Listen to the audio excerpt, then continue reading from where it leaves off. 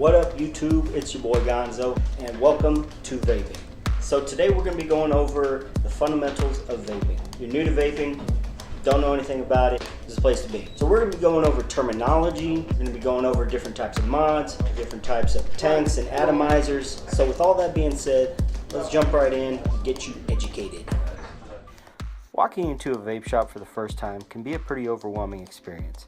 It's not like walking into the convenience store and getting your favorite brand of cigarettes.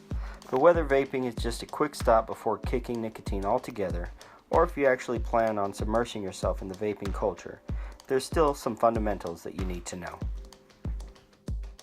So the first thing we're going to do is talk about mods. A mod is the part of the vape that houses the battery or batteries and delivers power to the atomizer, which in turn heats up the coil and vaporizes the juice. Finding the right mod for you depends entirely on your reason for vaping. So if you're new to vaping or know someone who's new to vaping, chances are you might have seen them carrying around one of these. So first in the lineup, these are what are known as pen style vapes, or some people call them e-cigarettes. These mods are pretty straightforward, they're small and compact, and they house a small battery so you don't get a lot of wattage from them. These type of mods usually come complete with a tank atomizer and use what are known as stock coils. Stock coils are pretty easy to change out. Usually you just unscrew it, change it out, put a new one, put in your juice, and you're good to go. Depending on how much you vape, you might go through one every week, maybe longer, maybe shorter. Most pen style mods charge by using a USB port of some sort.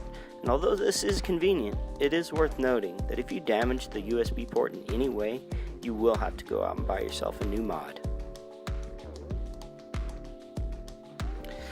Next up, we're going to be taking a look at a larger internal battery mod. For this example, we're going to be using the Inokin MVP4.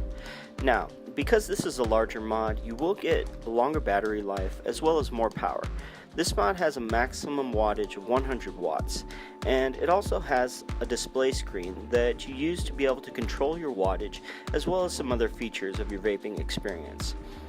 This is important for people who are trying to take it to the next step of vaping. Being able to control your wattage actually helps determine the type of flavor and cloud production that you get from your vaping experience. Now remember, this is an internal battery mod, so it does still rely on USB charging. And again, the same pros and cons apply. If you damage the USB, you'll have to get another mod.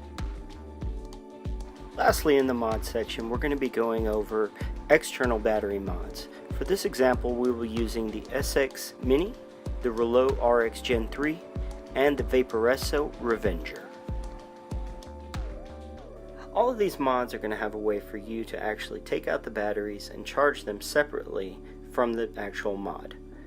Now it's important to note that when you're buying a charger, you want one that offers balanced charging. Now some mods open from the side, some open from the bottom, but a few things to remember when you're buying batteries for your mod is that you want to make sure that the batteries you get are quality batteries. As well, you want to make sure that you drain your batteries completely before you put them back into your mod.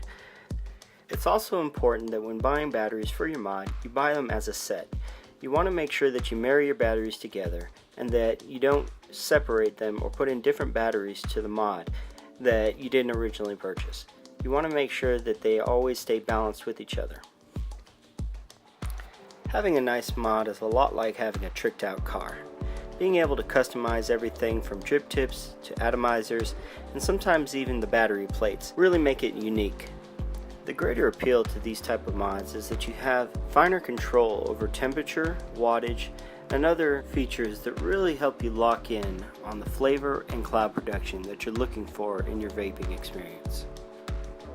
Tricking out your mod becomes half the fun of vaping, and having a badass mod in your hand really makes for a good conversation starter.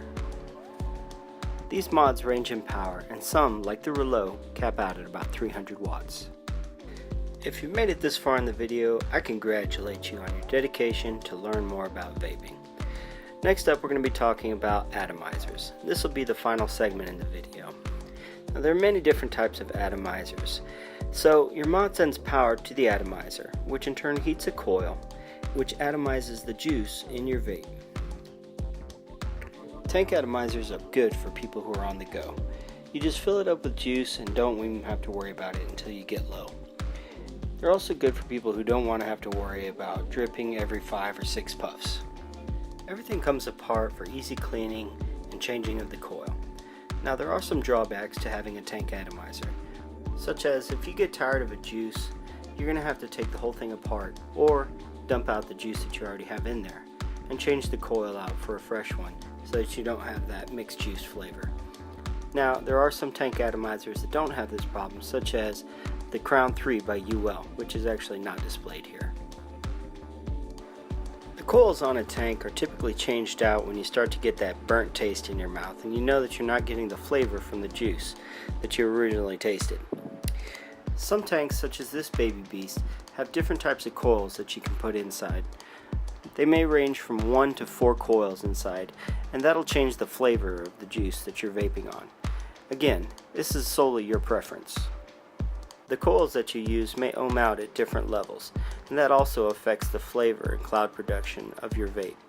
But that's a lesson for a different day. Welcome to your final step in becoming a full-fledged vape geek. We're finally going to be talking about RDAs, which stand for Rebuildable Drip Atomizers. RDAs are simple and elegant, straightforward and to the point. They have a build deck that mounts your coil. Now if you've come this far, you're either making your own coils or you might buy pre-stock made coils for you from your vape shop. Either way, it's still pretty simple. Once you have your coil mounted, you wick it up and juice it up. Put the top cap on, and that's it.